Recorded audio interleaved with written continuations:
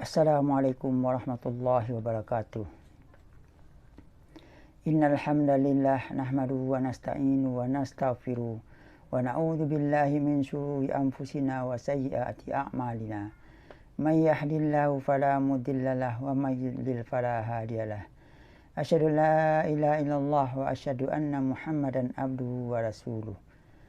Ya ayyuhan nasu ittaqu rabbakumul ladzi khalaqakum min nafsin wahidah wa khalaqa minha zawjaha wa batha minhuma rijalan katsiran wa nisaa wattaqullaha alladzi tasaaluna bihi wal arham innallaha kana 'alaikum raqiba.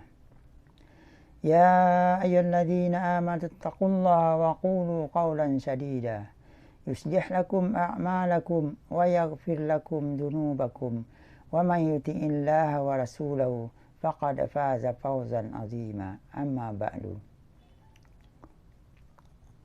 Pertama-tama marilah kita sama-sama memanjatkan puji syukur kehadirat Allah Subhanahu wa taala yang telah memberikan kenikmatan kepada kita berupa nikmat kesehatan, nikmat kesempatan, dan terlebih lagi adalah nikmat iman dalam Islam.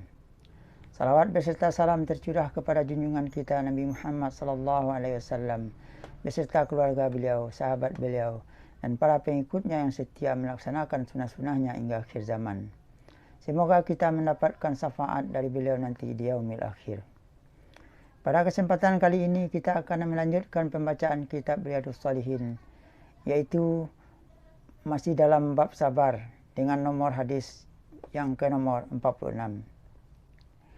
Wa an Sulaiman nabni Suradin radhiyallahu anhu qala kuntu jalisan ma'an nabiyyi sallallahu alaihi wasallam wa rajulani yastabbani wa ahaduhuma qadih marra wajhuhu wa antafakhat awdajuh faqala Rasulullah sallallahu alaihi wasallam inni la a'lamu kalimatan law qalaha la dhahaba anhu ma yajidu law qala a'udzu billahi minasy syaithanir rajim dhahaba minhu ma yajid.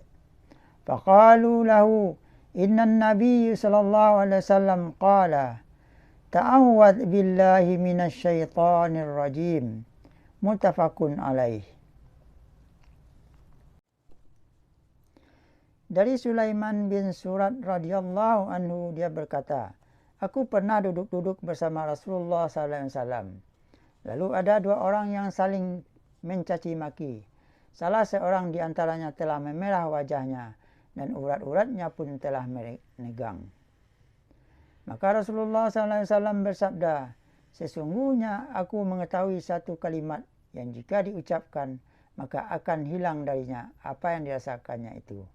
Seandainya ia mengucapkan, aku berlindung kepada Allah dari syaitan yang terkutuk, niscaya akan hilang darinya apa yang dirasakannya itu. Lalu para sahabat berkata kepada orang itu, sesungguhnya Nabi SAW bersabda, berlindunglah kepada Allah dari godaan syaitan yang terkutuk. Hadis muttafaqun alaih, yaitu hadis Bukhari nomor 337 dan Muslim nomor 2610.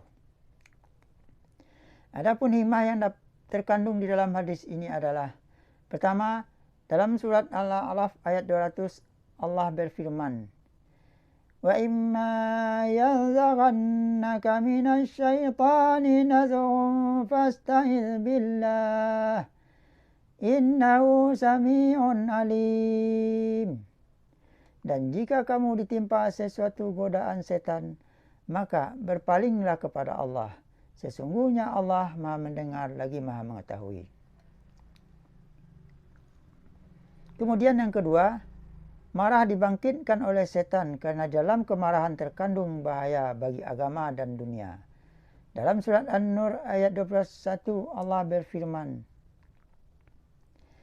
Ya ayyuhalladzina amanu la tattabi'u khutuwatis syaitan wa man yattabi' khutuwatis syaitani fa innahu ya'muru bil fahsya'i wal munkar walaula fadlullahi alaikum wa rahmatuhu ma زكى منكم من أحد أبدا ولكن الله يزكي من يشاء والله سميع عليم.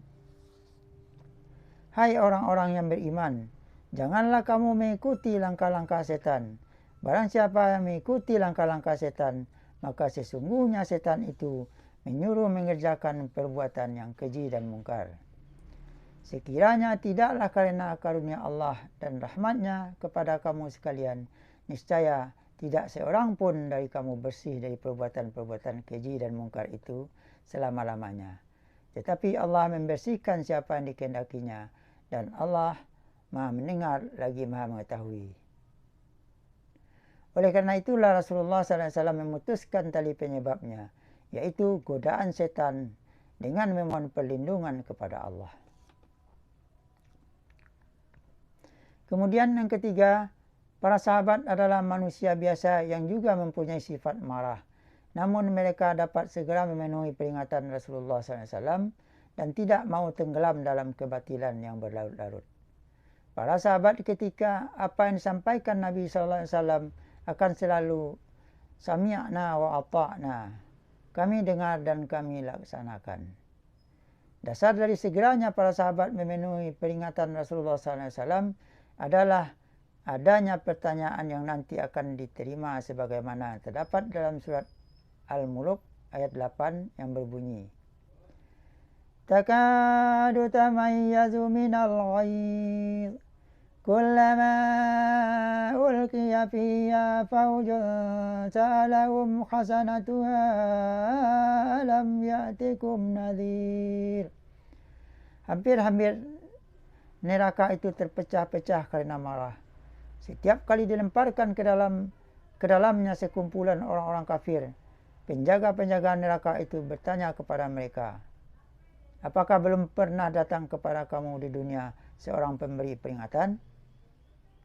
Kemudian kandungan hikmah yang keempat adalah sesuatu kebijakan Rasulullah SAW dalam berdakwah dengan mengingatkan dan memberi nasihat kepada umatnya.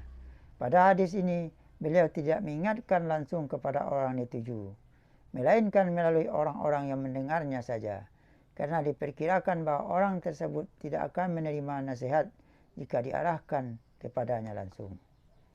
Kemudian yang kelima, disunahkan memberi nasihat kepada orang lain, walaupun orang tersebut tidak memintanya. Dalam surat Sad ayat 46 Allah berfirman, Inna akhlasnahum bi khalisatin zikraddar. Sesungguhnya kami telah menyucikan mereka dengan menganugerahkan kepada mereka akhlak yang tinggi, yaitu selalu mengingatkan manusia kepada negeri akhirat. Yang terakhir, dibolehkan memindahkan nasihat kepada orang lain yang belum mendengar agar dia dapat mengambil manfaatnya. Inilah hadis yang terdapat pada nomor 46, bagaimana menjaga agar tidak marah, yaitu dengan baca A'udzubillahi minasyaitonirrajim. Subhanakallahumma wa bihamdika asyhadu an la ilaha illa anta astaghfiruka wa atubu ilaih. Mudah-mudahan video ini bermanfaat bagi kita semua. Wabillahi taufiq wal hidayah. Wassalamualaikum warahmatullahi wabarakatuh.